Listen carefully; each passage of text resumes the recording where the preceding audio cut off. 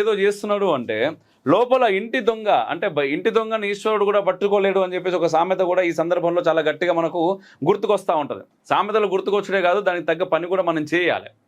ఎవడో వచ్చి భారతదేశంలో నడి బొడ్డు మీద బాంబు పేల్చిండు అంటే ఎటువంటి సహకారం లోపల నుంచి లేకుండా చేయగలుగుతారా? ఎట్లా వచ్చిండో వాడు?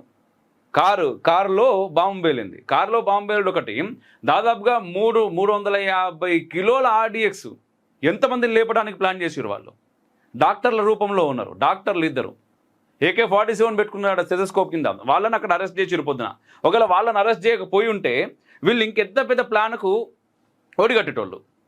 ఆ ప్లాన్ భగ్నమైందని చెప్పేసి వెంటనే ఒక భయం పుట్టియాలే వీళ్ళ లోపల, మమ్మల్ని ముట్టుకున్నారు కాబట్టి అని చెప్పేసి ఈవినింగ్కి ఇది మనం అందరం కూడా చాలా జాగ్రత్తగా ఉండాల్సినటువంటి సమయం. ఎంతసేపు నేను కాదు ఈ దేశం సమాజం గురించి ఆలోచించే ప్రయత్నం చేయాలి. చుట్టుపక్కల ఎవడున్నాడు, ఎవడన్నా అనుమానాస్పదంగా కనిపించిండా పోలీసులకు వెంటనే ఫిర్యాదు చేయుర్రి. ఈరోజు సోషల్ మీడియా వచ్చింది మనందరికి కూడా, ఎక్కడి నుంచి అక్కడే. ఇంతకుముందు ఏంటంటే మీడియాకు ఫోన్ చేయాలి, మీడియా ఒకటి రావాలి, అలా కవర్ చేయాలి, ఆ తర్వాత వార్త పబ్లిష్ కావాలి. ఇప్పుడు అవన్నీ అవసరం లేదు. ఫోన్ తీయాలి, వీడియో తీయాలి, పోస్ట్ చేయాలి. నీ ఫోన్లో నీ వీడియోలో నిజంగా ఇన్ఫర్మేషన్ ఉంటే అది పొద్దున్న లేచేసరికి వైరల్ అయిపోతుంది, పొద్దున్న లేచేసరికి ప్రపంచం మొత్తం చూస్తుంది. నాకెందుకు అనుకోకూడదు ఈ దేశం గురించి, ఎందుకంటే మనమే లేకుండా పోతాం రేపటి నాడు. నువ్వు బ్రతకాలంటే ఈ దేశం గురించి నువ్వు ఆలోచించాల్సినటువంటి అవసరం ఉన్నది.